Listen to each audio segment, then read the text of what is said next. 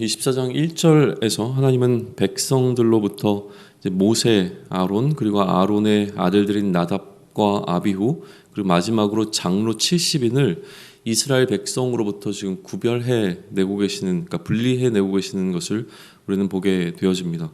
그리고 2절에서 모세를 이 구별된 자들보다 훨씬 더 구별해서 하나님 앞으로 좀 가까이 나오게 하고 계시는 것을 우리는 보게 되어지는 것이죠. 이 어떤 이런 분명한 차이는 이 거리를 통해서 좀 나타나게 되어지는데요. 1절에서는 좀 멀리서 경배하도록 하고 2절에서는 특별히 모세만 그들보다 조금 더 가까이 나오게 하고 있는 것을 보게 되어집니다.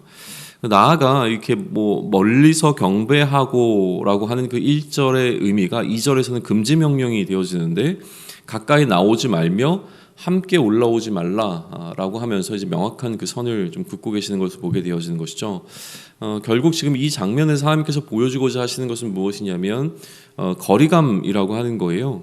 이 거리의 차이는 거룩의 차이로 이후에는 좀 나오게 되어지는데 하나님 앞에 나아올 수 있는 어떤 그 자격이라고 이야기를 해야 될까요? 그러니까 누가 더 하나님 앞에, 하나님의 임재 앞에 가까이 나올 수 있는가라고 하는 것은 이후에 이제 이스라엘 백성들이 어떤 진을 구성하고 또 그 안에서 하나님의 임재의 상징인 그 법궤가 있는 그 지성소로 나아올 수 있는 그 거리의 차이를 좀 가져오게 되는 뭐라 그럴까요? 그 어떤 원리가 여기에 좀 담겨 있는 것을 좀 보게 되어집니다. 3절에 가게 되면 모세가 이제 그 하나님께 나아가서 들었던 말씀을 여호와의 모든 말씀과 그 모든 율례를 백성에게 전하게 되어지는데요. 이 장면은 사실 우리가 이제 앞에서 계속 보았던 그 십계명으로부터 출발해서 하나님의 법도가 모세를 통해서 들려졌던 그 모든 것들이 다시 한번 이제 전해지는 장면으로도 볼 수 있습니다. 그리고 이제 이 어떤 23장까지 이어졌던 하나님의 법도에 관한, 하나님의 명령에 관한 이 부분들에 있어서 백성들의 반응이 기록되고 있는데, 백성들이 뭐라고 얘기하냐면 한 소리로 응답하여 이르되 여호와께서 말씀하신 모든 것을 우리가 준행하리이다 라고 답하게 되어집니다. 상상해 보면 출애굽기에서 홍해를 건너는 장면도 굉장히 압권이었겠지만 사실은 이 장면 또한 나중에 여호수아가 이스라엘의 모든 백성들을 모아놓고 너희는 이 편에 설 것인지 저 편에 설 것인지 결정하라고 했던 것과 마찬가지로 그런 어떤 장엄함이 사실은 담겨 있는 장면이기도 합니다. 왜냐하면 지금 한 목소리로 응답하였다라고 지금 기록을 하고 있거든요. 그러니까 출애굽한 인원은 장정만 60만으로 되어 있으니까 추산하게 되어지면 한 200명 이상이 출애굽한 것으로 되어지죠. 그러니까 200만 이상의 백성들이 한 목소리로 우리가 여호와께서 말씀하신 이 모든 것을 준행하겠다라고 이제 고백하는 이 장면은 장관 중에 장관이었을 것으로 분명히 보입니다. 아무튼 이렇게 백성들이 하나님 앞에 반응을 했고요. 그리고 이제 4절부터 8절까지 쭉 계속 백성들이 그렇게 반응한 이후부터 진행되고 있는 것은 무엇이냐면 모세가 하나님의 대리인이 되어서 하나님과 백성 사이에 언약을 체결하고 그 언약식을 진행하는 장면이 기록되어져 있습니다. 그리고 언약식은 이렇게 진행되죠. 4절부터인데요. 모세가 여호와의 모든 말씀을 기록하고 산 아래 제단을 쌓고 이스라엘 12지파대로 12기둥을 세우고 이스라엘 자손의 청년들을 보내어 여호와께 소로 번제와 화목제를 드리게 하고 모세가 피를 가지고 반은 여러 양푼에 담고 반은 제단에 뿌리고 언약서를 가져다가 백성에게 낭독하여 듣게 하니 그들이 이르되 여호와의 모든 말씀을 우리가 준행하리이다. 모세가 그 피를 가지고 백성에게 뿌리며 이르되 이는 여호와께서 이 모든 말씀에 대하여 너희와 세우신 언약의 피니라라고 되어 있습니다. 사실 이제 우리가 어제까지 살펴보았던 하나님의 법도의 이야기 가운데 그 마지막은 약속으로 마치고 있거든요. 그러니까 너희가 이것을 준행하게 되면 너희가 살 것이다라고 하는 어떤 이런 그 약속이 거기 담겨 있고요. 오늘도 마찬가지로 그 내용들이 계속 이어지고 있습니다. 그러니까 이전에 이제 족장들을 한번 돌아보시면 이 족장 그 이전도 마찬가지였지만 하나님께서 무언가 약속을 하시고 나면 늘 제단을 쌓는 장면을 우리는 마주하게 되어졌거든요. 그러니까 하나님의 약속이 주어지면 그 약속을 들은 자가 하나님 앞에 제단을 이렇게 쌓게 되는 장면들을 보았습니다. 마찬가지로 지금도 이스라엘 백성들이 제단을 쌓고 있고 이 제단을 쌓은 것이 조금 더 구체적으로 어떤 그러니까 피 뿌림이라고 하는 그러니까 언약의 피를 뿌리는 것으로 좀 더 이제 구체화되어지고 있는 것을 뭐랄까 상세화되어지고 있는 것을 보게 되어지긴 하지만 기본적인 개념은 같은 것 같습니다. 하나님께서 이스라엘 백성을 향한 언약이 주어졌고 그 언약을 받은 이스라엘 백성들은 하나님 앞에 제단을 쌓고 있는 것이죠. 실제로 이 언약이라고 하는 것이 그냥 약속으로 주어지는 것이 아니라 율법을 통해서 주어졌다라고 하는 것은 굉장히 중요한 의미를 담고 있는 것 같습니다. 그러니까 율법 자체를 이제 언약으로 이해하게 되어지는 것인데요. 우리가 이것은 조금 이따 다시 한번 살펴보기로 하고요. 나머지 부분들을 좀 살펴보고 이 의미에 대해서 다시 한번 좀 고민해 보면 좋겠습니다. 이어지는 장면은 9절부터 11절까지인데요. 모세와 이제 아론과 나답과 아비후와 이스라엘 장로 70인이 하나님을 뵙는 장면입니다. 그러니까 하나님을 뵙고 하나님과 함께 이제 먹고 마셨다라고 하는 기록이 11절에 보게 되면 기록되어져 있습니다. 그래서 이 장면을 이제 뭐라고 보게 되어지냐면 이제 언약을 체결하고 난 이후에 시내산에서 먼저 그 천국의 잔치를 맛보았다라고 좀 이야기를 그러니까 해석을 좀 하게 되어지는 겁니다. 이들이 하나님의 임재 앞에서 하나님과 함께 먹고 마시는 그러니까 우리가 이제 천국에서 누리게 될 그 천국 잔치를 먼저 맛보게 되는 장면이었다라고 하는 것이죠. 그리고 이제 그들이 본 하나님이 기록이 되어지는데 사실 뭐 다른 어떤 것보다도 그 발 아래 무엇이 있었는가 정도를 기록하고 있는 것으로 보아서 아마 이들이 본 것이 이것이 전부가 아니겠는가, 그러니까 하나님을 본 그들이 본 하나님의 전부가 이것이 아니었겠는가 추측은 하지만 어쨌든 그들이 본 하나님의 그 이미지가 거기에 좀 기록이 되어져 있습니다. 그리고 이제 마지막 장면은 12절로부터 18절까지인데요. 모세가 돌판을 받기 위해서 시내산에 올라가서 40일을 머무는 장면에 관한 기록입니다. 그리고 이 장면은 이제 25장부터 진행되어지게 되어지는 어떤 내용들의 서론과 같은 역할을 하게 되거든요. 이 마지막 장면이 어떤 의미가 있는가라고 하는 것은 이후에 출애굽기 32장까지를 읽고 난 이후에 다시 이제 앞으로 돌아가게 되면 그래서 24장에서 이런 일이 있었구나라고 하는 것을 우리가 좀 깨닫게 되어지는 나름대로 어떤 복선이 담겨 있는 내용이기도 합니다. 그거는 우리가 이후에 다시 한번 이것은 다루기로 하고요. 오늘 이제 24장 전체를 우리가 이제 묵상해 보면서 계속 느끼게 되는 것은 무엇이냐면 이 구별이라고 하는 그 선별이라고 하는 그 주제가 다시 한번 좀 여기서 강조되고 있는 것을 보게 되어집니다. 그러니까 출애굽기 전체가 사실은 이 구별이라고 하는 주제를 좀 다루고 있습니다. 그러니까 이스라엘을 하나님께서 특별히 구별하셨다라고 하는 것은 굉장히 중요한 이슈입니다.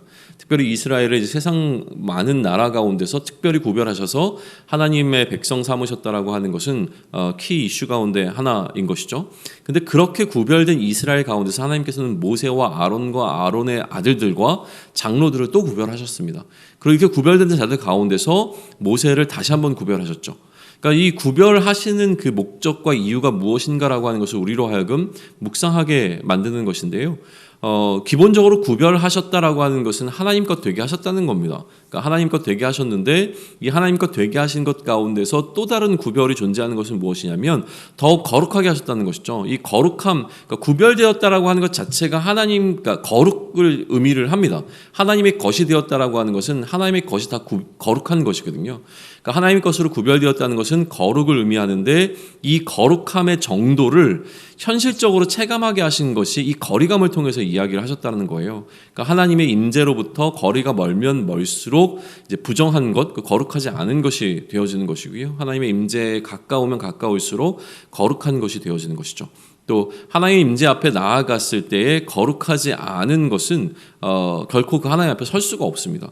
그런데 하나님 앞에 거룩하게 되어지는 것은 하나님의 임재 앞에 설 수 있는 그 특권을 누리게 되어지는 것인데 오늘 이제 본문을 보게 되면 어떤 이야기가 기록이 되어지냐면 11절 보시면 하나님이 이스라엘 자손의 존귀한 자들에게 손을 대지 아니하셨다라는 기록이 등장을 합니다.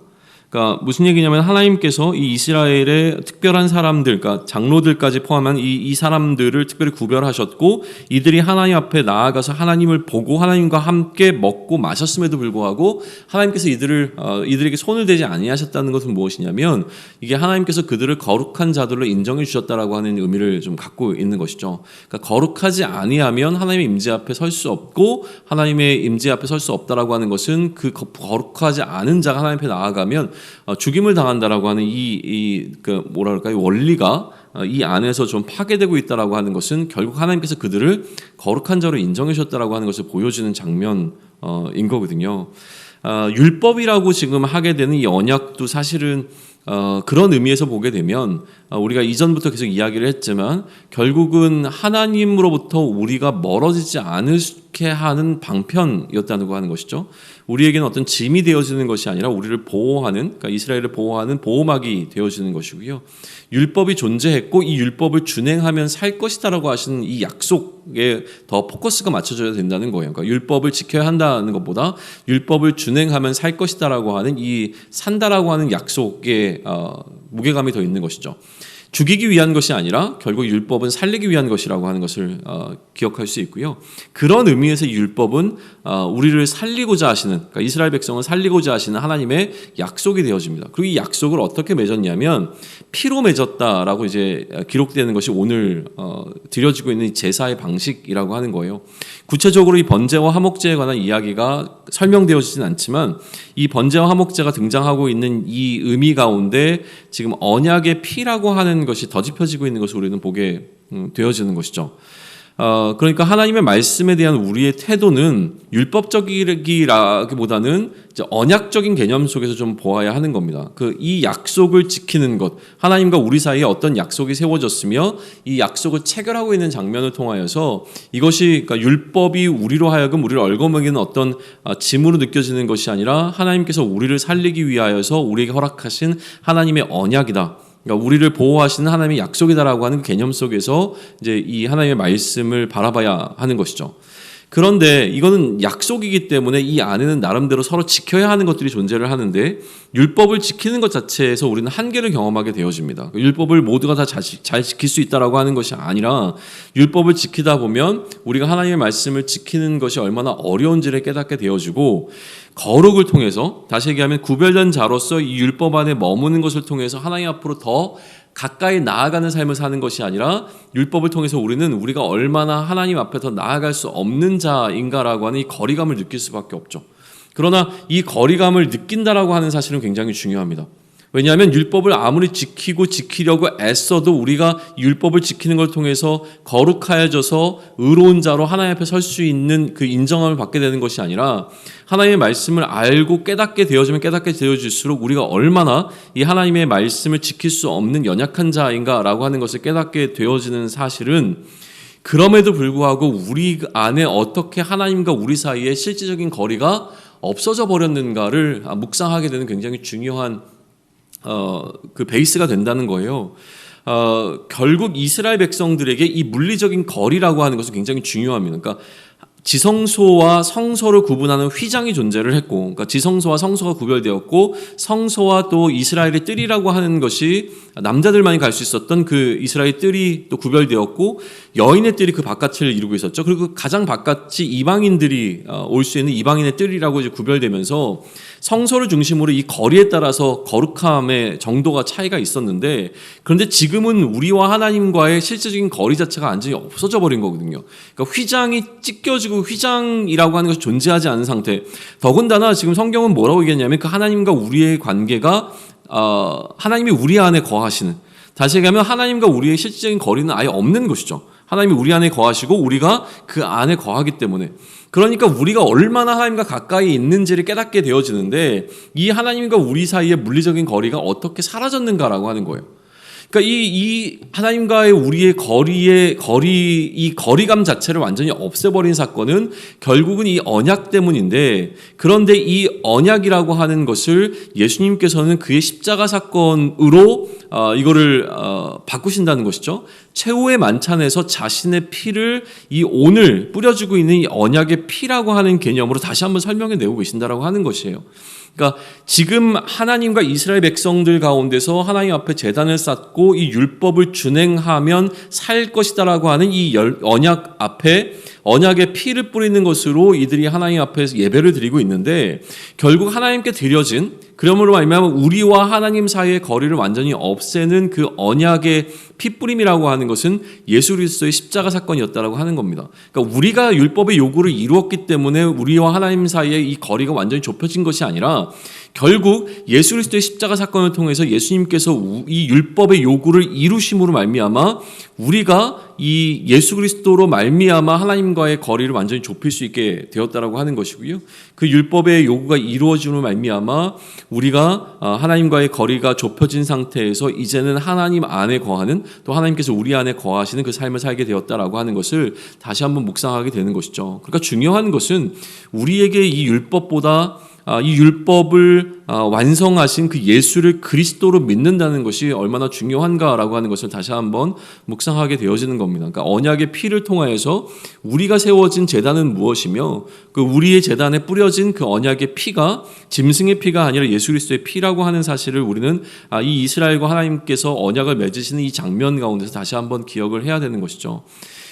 그러면 이것을 통해서 하나님께서 이루고자 하는 목적이 무엇이었냐는 거예요. 결국은 우리는 다시 한번 구별이라고 하는 이슈로 좀 넘어가 봅니다. 하나님께서 예수를 그리스도로 보내셔서 우리에게 언약의 피를 뿌리심으로 말미암아 우리와 하나님의 사이를 완전히 그 물리적인 거리를 없애신 것은 무엇이냐면 결국은 우리로 하여금 세상과 거리를 갖게 만드셨다는 거예요. 그러니까 하나님과 가까이 가는 것은 세상과의 거리가 멀어지는 것을 의미하는 것이죠. 그러니까 하나님께서는 우리를 세상으로부터 구별하셨다라고 하는 것인데 이처럼 세상과 구별된 우리가 그러면 어떠한 삶을 살아야 할 것인가에서 우리는 다시 한번 또 율법의 요구, 그러니까 율법이 우리를 세상과 구별하기 위해서 주어졌던 그 개념으로 이제 거꾸로 들어가는 것이 우리에게는 필요하다는 겁니다. 그러니까 율법이라고 하는 것을 우리가 어떻게 바라봐야 하는가라고 했을 때 이미 우리는 세상과 구별된 상태에서 그럼 구별된 자로서 어떻게 합당하게 살아야 할 것인가라는 개념 속에서 율법을 다시 한번 바라봐야 할 것이기 때문에 앞으로 우리는 이 언약의 피를 통해서 세워진 것을 이스라엘 백성들과 우리가 바라보는 관점은 사실은 조금 더 차이가 있기는 합니다. 그러나 그럼에도 불구하고 이 구별이라고 하는 하나님께서 우리를 왜 구별하셨는가 또 어떻게 구별하셨는가라고 하는 것을 묵상하는 가운데 세상과 구별된 우리의 하나님의 백성으로서의 삶을 살아나갈 수 있는 힘이 우리 가운데서 좀 존재하기를 소망을 합니다. 그래서 앞으로 하나님께서 언약을 세우시고 그 언약 가운데서 그 백성들이 이끄시는 삶이 오늘 우리를 백성으로 삼으시고 또 예수 그리스도의 그 피를 통하여 우리와 언약을 맺으신 그 하나님에 대한 그 사랑을 좀 묵상하면서 나아갈 수 있는 우리의 또 매일이 일상이 되기를 좀 소망합니다.